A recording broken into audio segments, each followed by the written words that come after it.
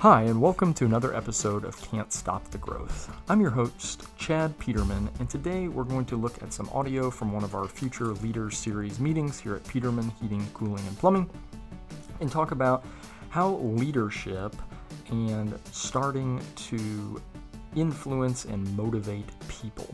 Obviously, as we get into a management position, it's very easy to come from a place of above those who are following you, when in all actuality, it's our belief that the leader should actually be working to lift others up and understanding what motivates people. So, without further ado, we'll jump into the audio. Hope you enjoy. Thank you. Obviously, a lot of this begins with you yourself having the proper habits that a leader would have. And there again, this doesn't mean that you need to be in a quote-unquote leadership role. Everyone, as I've said many a times, everyone is a leader. You're a leader by the example that you set, by the standard that you set in your daily life. Those of us with kids, obviously this is a huge thing. What kind of example are you setting for your kids? I remember very early on a story that when it comes to kind of setting that example, that habit goal that has an impact on somebody. Obviously, growing up with my dad, he was always up early and into the office, and I remember one story.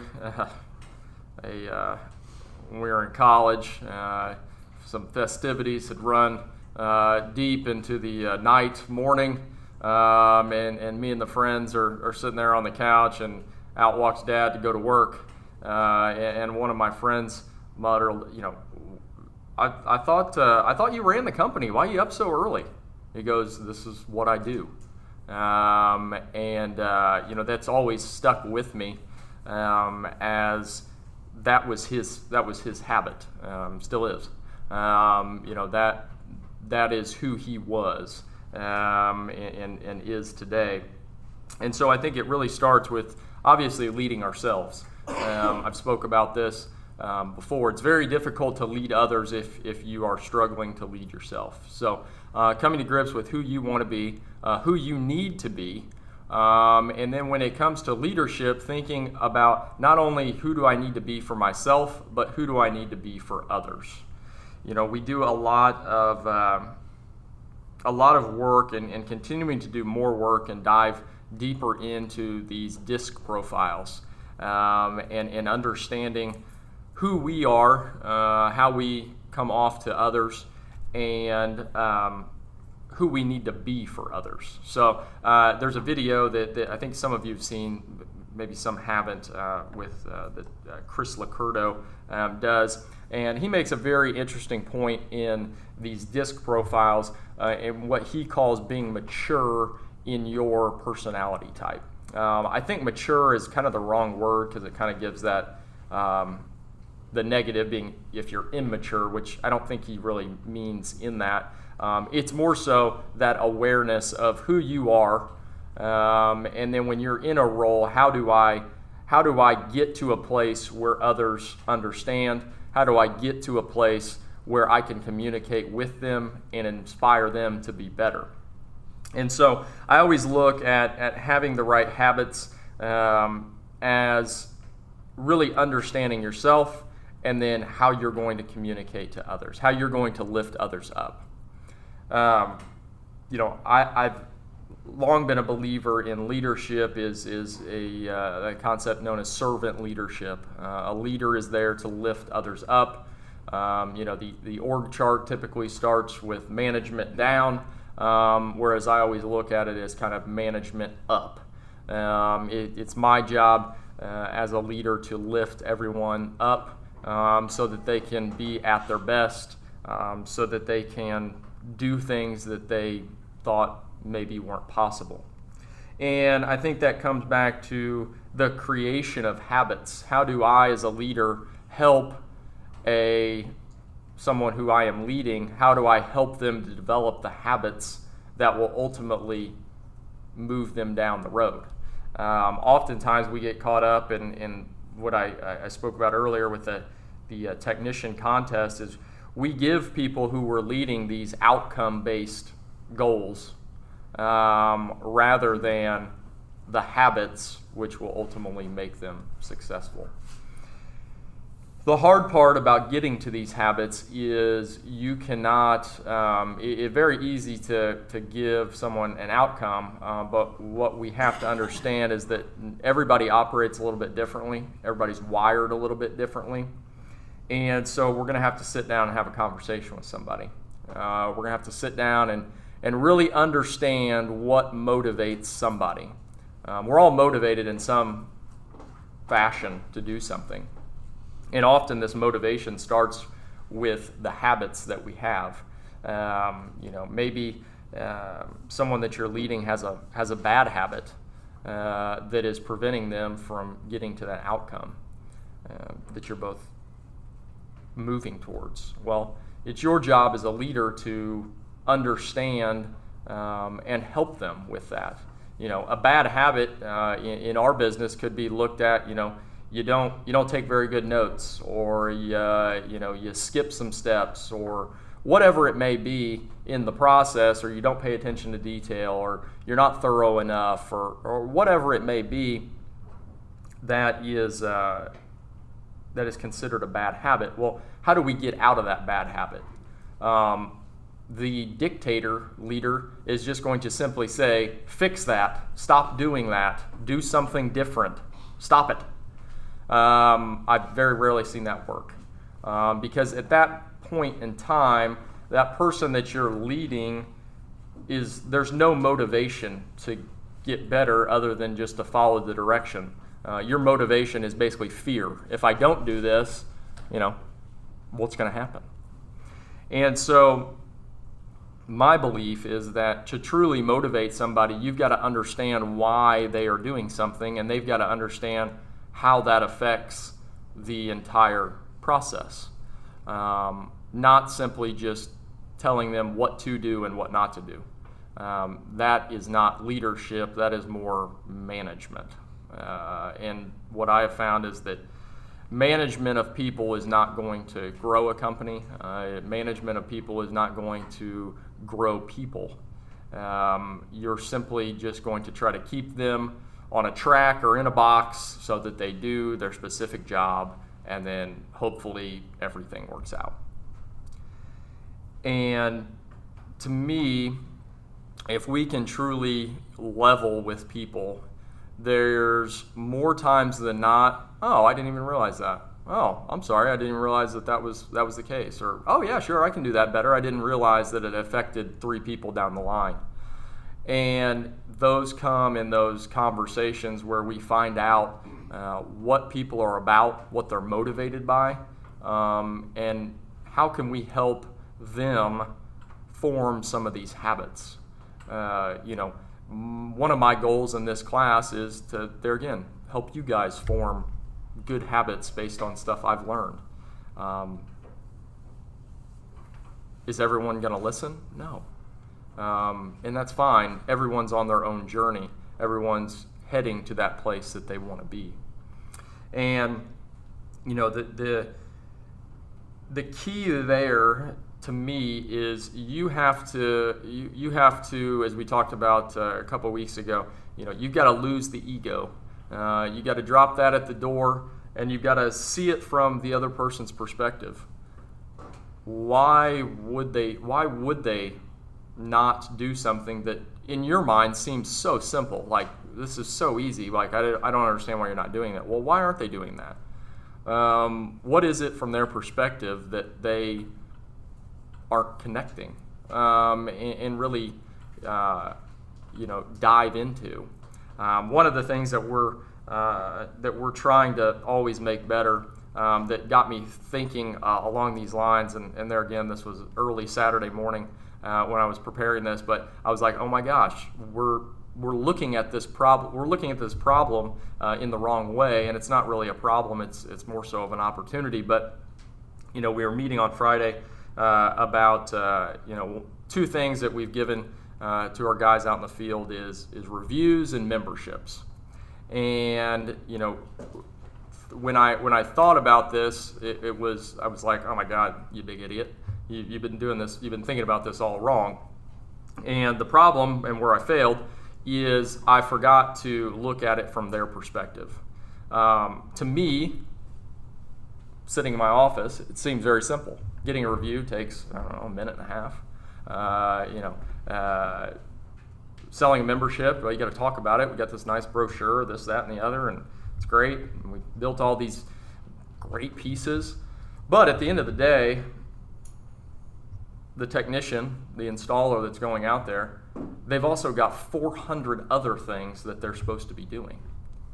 And so while it seems simple, and I think if you asked any of them, they would say, yes, that is very simple to do, but it's also one little thing in a list of tons of other things. So how do we come together and figure out how we can all do this? And so my big thing was leveling and understanding it from their perspective and saying, okay, perfect. What would help them? Probably not just continuing to harp on the fact that you guys need to do this, but rather, well, how could you make this easier? How could you do this a little bit easier? What are some good ways to get a review? What are some positives for selling a membership?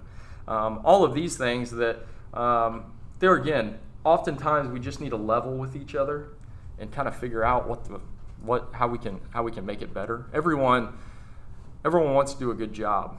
There again, no one's doing anything intentionally. We just need to come together to figure out how we can find that motivation.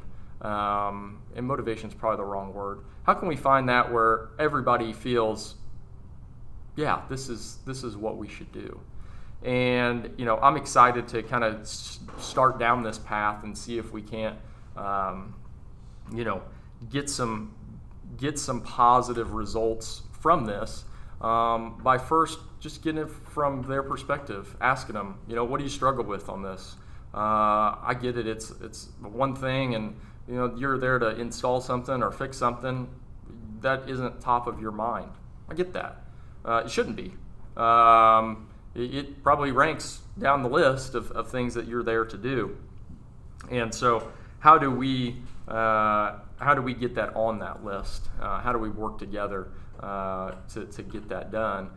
To me, is going to start, and probably start this week. How do we help in that pursuit of getting those things done, and getting them done so that everybody is motivated to do them. So there again, there's one thing right there where I think we can get better as leaders in figuring that out. Up until this point, I've been a bad leader in that perspective because I've just said, well, send them emails or call them on the phone or do something. Just, I don't understand why they can't do it. Well, let's take a step back here. Let's figure out how we can all get this done. And to me, that perspective piece is the key. It's very easy to sit in some place and wonder why someone can't do something when it seems so simple. But there again, that is the job of the leader, is to lift that person up so that they can be really great, and so that they can accomplish what they want to accomplish. And when you look at the fact that we are in a people business, not so much a heating or a plumbing business, we're in the place of growing people, and through growing people, we ultimately grow the company. And to me, that's the most fun because it's challenging. There's a ton of things that go into this mixture of getting the right pieces in the right place. It's not a, hey, we're in a business where there's a machine and we want to kick out as many products as we can and then get them to customers. This is a true people business, and how do we level with each individual person and understand how we can help them, how we can make their job easier, how we can hopefully make them more successful, hopefully how we can help them create better habits. And there are so many puzzle pieces moving, and it's a lot of fun because there's always a challenge, because anything that we do, we're never going to get 100% motivation, 100% buy-in. But how do we circle back to something that may have got us 50%? How do we circle back and really level with people and say, hey, how can we get this other 10% of the people to buy in? How can we get to 60? How can we get to 65? How can we keep moving this forward? And it really all starts with just simple conversations, understanding people for what they are. People. We're complex. We got a lot of stuff going on. A lot of people have, obviously, life outside of work. And it's our job to hopefully tailor that motivation and tailor that success so that it carries over into your personal life. We're all trying to become better people and do better things. And we spend a hell of a lot of time here at work during the week. So in my mind, if we are bad leaders, if we are only focused on managing a process and hoping that everybody does it, then we're wasting a lot of people's time. We continue to waste more and more people's time each and every day that they're here, and we're not taking the time to understand how we can help them on an individual level. Unfortunately, that's what we signed up for. We may not have known it, but when you get in this business and it's person to person, team member to customer, there's a lot of complex stuff going on. We're trying to understand what the customer needs, what the customer wants, how to train our people to deliver the best service. And there again, the key in that, and what I always try to take into the day, and some people probably want to punch me in the face with my positive attitude, but I am so positive because I'm only looking to get that 1% better today. That's all I'm looking for. We're not going to change the whole scope of where we're heading, but what we can do is we can get a little bit better today. We can help someone get a little bit better today. So anytime something arises and it's off the track, or something's not working, or hey, we've got to improve this, or something like that, that's okay. That's good. Because what that's going to allow us to do is it's going to allow us the opportunity to improve. It's going to allow us the opportunity to hopefully impact someone's life, whether that be the customer with better service, or whether that be a technician who's really been struggling with something. We're going to have a chance to make a difference. And I think that's ultimately what we're all after. And I think deep down inside, when you talk about motivation, to me, we're all motivated to help others. Some of us, that's a little bit harder to see, and some of us haven't really wrapped our minds around helping others, but that's really what leadership's all about. It's about raising up others and getting them to row the boat in the same direction that you ultimately want it to row in. So I challenge everyone, there again, whether you view yourself as a leader or not, we are all leaders by how we represent ourselves each and every day. We are all leaders by the care and willingness to help others. And when we understand where we are and where we need to be for others, we become better. and that person is also going to become better and hopefully help someone in turn. So as you go out and you lead, think about what are those habits that a great leader would embody? What are those qualities that they would take into their day? And by doing that, I think what you'll discover that it's very easy to get that 1% better when you put others first and really reach out to help them. It's really easy to help somebody. It's really easy to win the day. If you look at it as, I need to go out and help somebody today, I'm sure you can find somebody. You could probably find somebody by the time you walk out of this hotel. So keep that in mind. Keep the perspective of, I've got to get on their level. I've got to get to where they understand what I'm saying and they comprehend what we're trying to do. So when something doesn't appear to be motivating somebody, always remember we're all motivated by something. You just got to really, as a leader, you've got to discover what that is and how to get there with people.